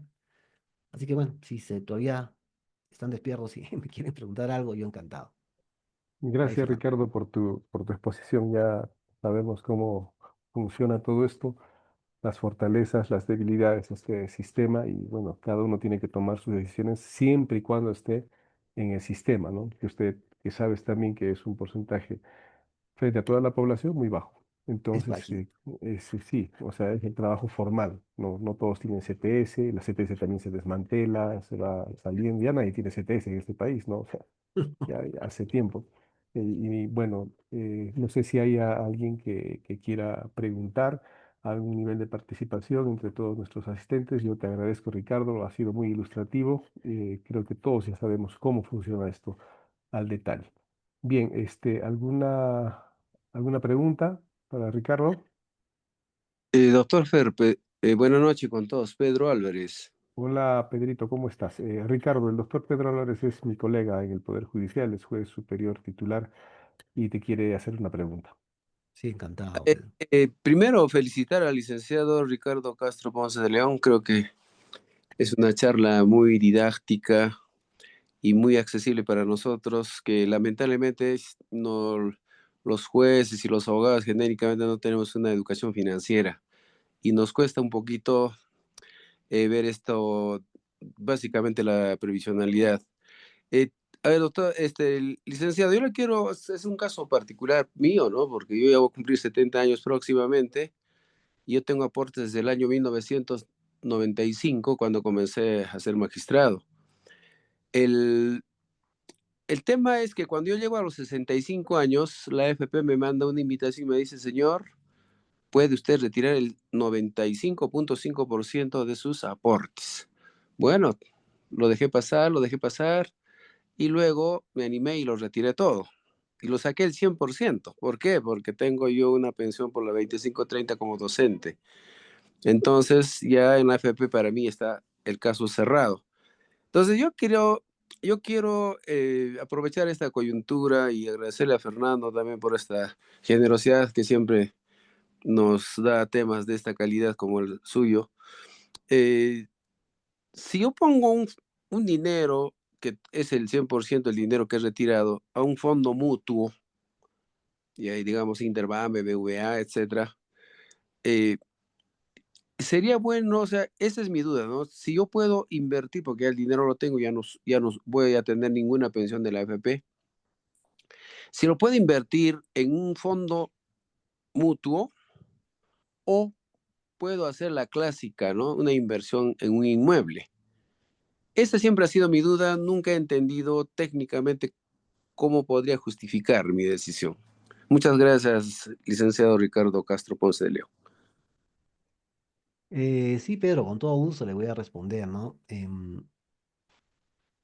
bien, bien interesante tu caso, ¿no? Porque efectivamente, ¿no? Uno sí puede retirar realmente el 100%, pero por lo general la gente retira 95,5%, que si es que no tiene, pues como en su caso, lo de 20,530, ¿no? Realmente no tiene sentido dejar nada ahí en la FP, ¿no?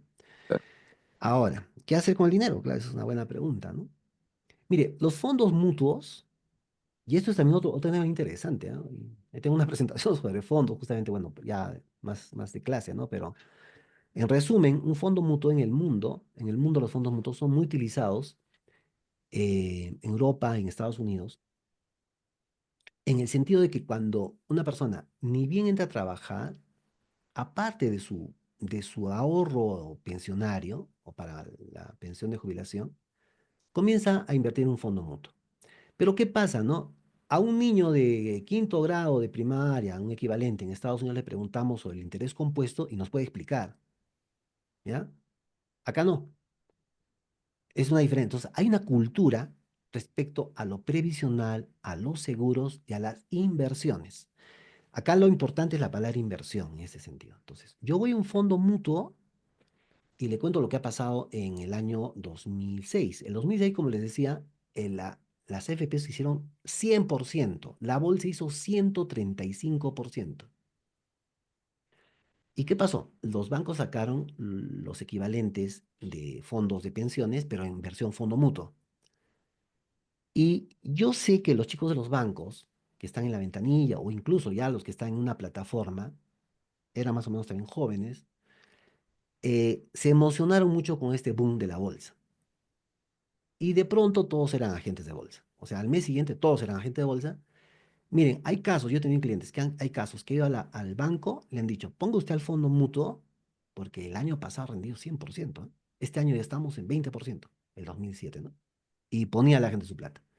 Después lo llamaban, señor, contra los 100.000 o 200.000 que ha puesto en su fondo mutuo, ¿qué le parece si le hago un préstamo con garantía de su fondo mutuo? ¿Cuánto?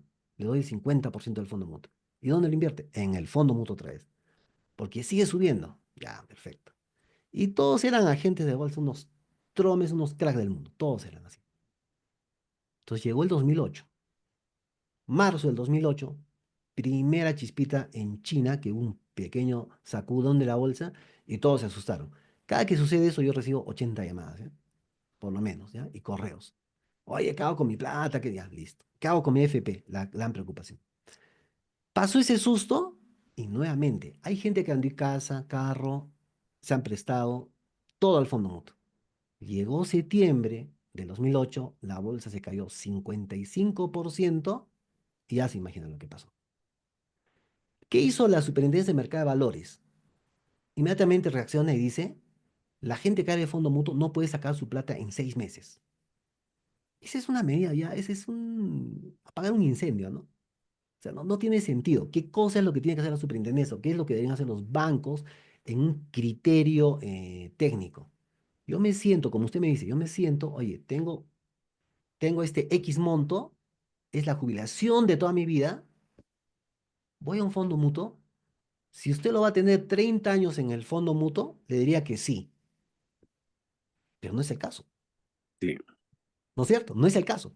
No, Porque, perdón, termino con esto, porque efectivamente en otros países los fondos mutuos son vehículos de ahorro, pero la gente sí sabe que tiene que estar por lo menos 10, 15, 20 años y sí ve rentabilidad como en la gráfica que le mostré el desempeño de la bolsa. En su caso es distinto. Yo a usted le sugeriría una alternativa de renta fija. Y una cosa buena que trajo la pandemia es que hoy día tenemos en Perú operando instrumentos de renta fija del exterior, a los cuales podemos acceder con un clic. Muy seguros, también regulados y en diversos países del mundo y en diferentes monedas. Podemos encontrar en dólares, en euros, en libras, etcétera, ¿no? Entonces, yo particularmente en su caso, creo que no tomaría un fondo mutuo. Creo que me inclinaría por un producto de renta fija. Lo más seguro en este momento, si usted quiere algo total, así muy, muy seguro, muy cómodo, un banco. Un banco a esta altura del partido, un banco con ese monto que usted ha retirado toda su vida, es lo más seguro. Usted mira, claro, pero me paga poquito, dos, tres. Sí, pero su riesgo, ¿cuánto es? También es poquito. cero. Y esto duerme tranquilo, ¿no es cierto? Ya, pero me quiero arriesgar un poquito más, perfecto. Que tengo otro, perfecto. Podemos conversar, podemos buscar opciones, no hay ningún inconveniente, puede buscar otras opciones. Particularmente le digo yo, los fondos mutuos hoy por hoy están teniendo un desempeño más o menos interesante, pero si retrocedemos a unos 10 meses, casi 12 meses atrás, todo el mundo se quejaba del fondo mutuo. Porque tome en cuenta que hoy día la bolsa está subiendo porque los minerales están subiendo. Eso ya ha pasado en dos oportunidades en Perú. Si el cobre sube, el Perú está feliz, ¿no es cierto? Es lo que está pasando. Entonces, también hay que tener cuidado con ese tema. Es un tema bastante más amplio, ¿no? Espero haber sido más o menos haberle aclarado un poquito el panorama. Muchas gracias, licenciado Ricardo. Lo que estaría pendiente de una respuesta suya con la Sí. experiencia es que si ese fondo y que he retirado al 100% de la AFP, podría invertir en un Ah, inmueble. ok.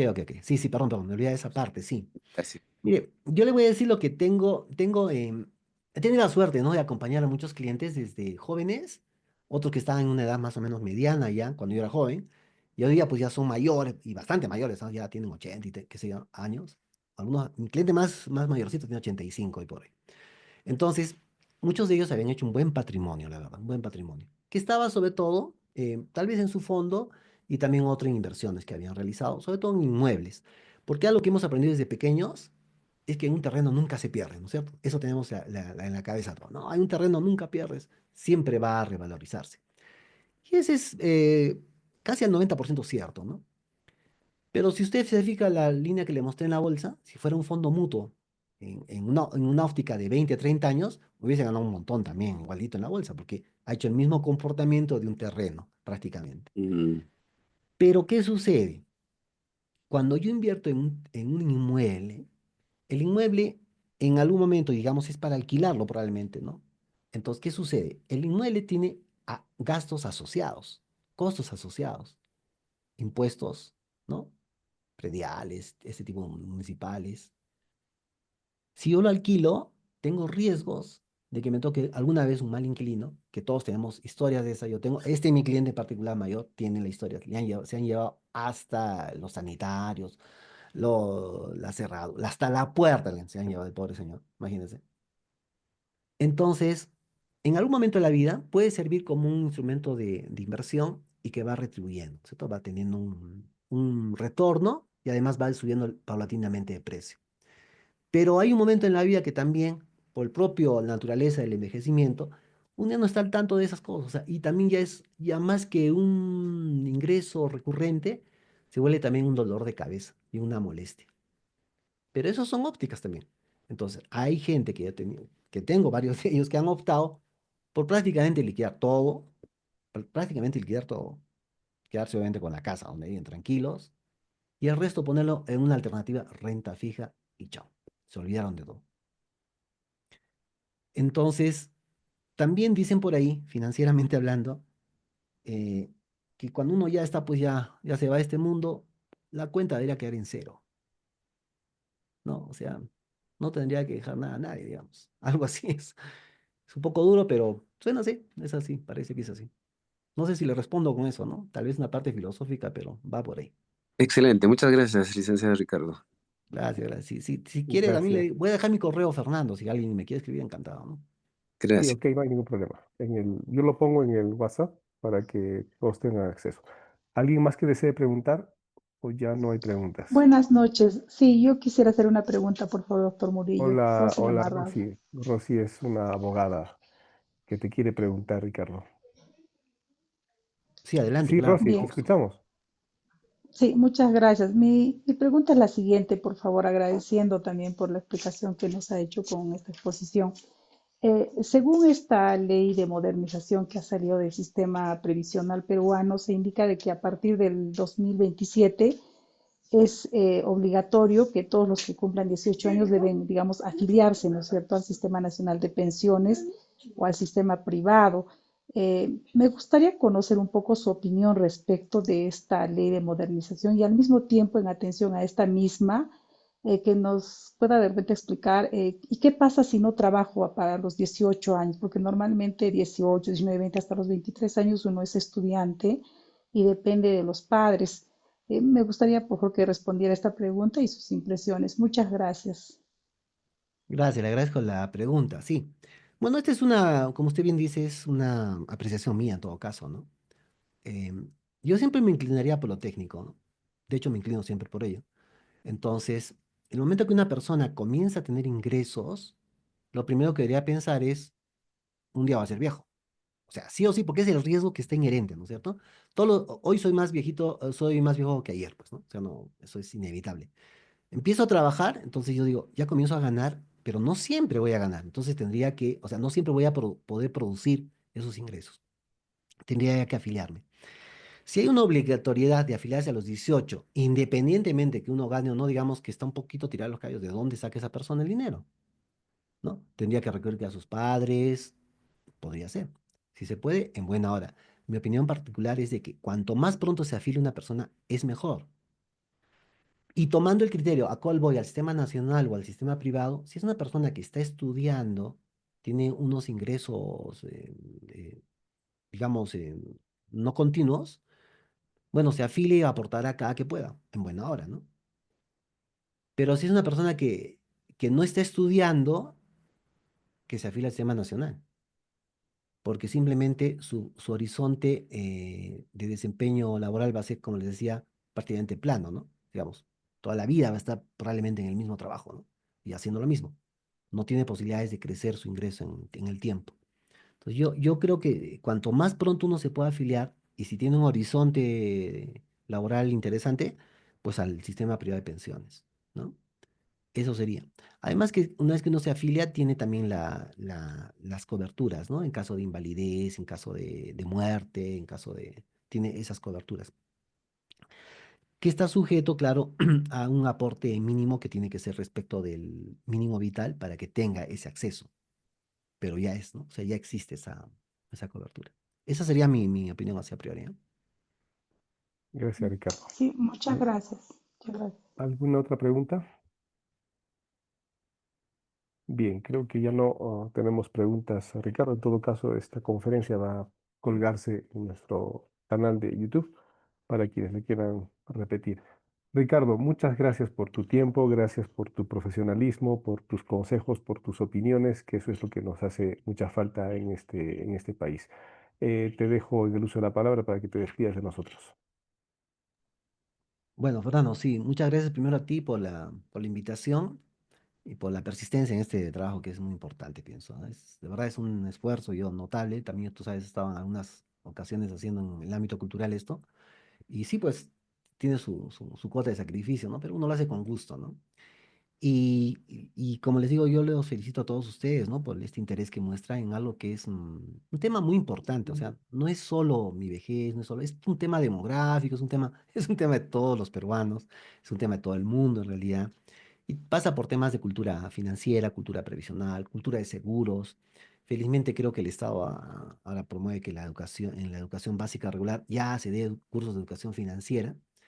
Y de hecho, yo como consultor patrimonial, estamos ofreciendo como un trabajo de responsabilidad social a algunos colegios y que se hacen el espacio y vamos y les damos las charlas, ¿no? De lo que gusten, de todos los temas financieros.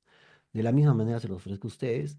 Si consideran también presencial o una nueva sesión sobre otro tema particular, así, en temas de temas financieros, yo voy a estar encantado, porque como les digo, a medida que va pasando los años también, yo me siento en la obligación de compartir lo poco que he aprendido y también de difundir estos temas de cultura que son importantes para todos. Así que pueden contar conmigo cuando gusten. Fernando pondrá mi correo ahí y yo estaré ya no a responderles con todo, con el mayor de los gustos. Así que les agradezco por la atención y les deseo que tengan una buena vejez y una buena pensión de jubilación también a todos. Gracias, Ricardo. Gracias. Gracias, Fernando. Gracias. Gracias. Gracias con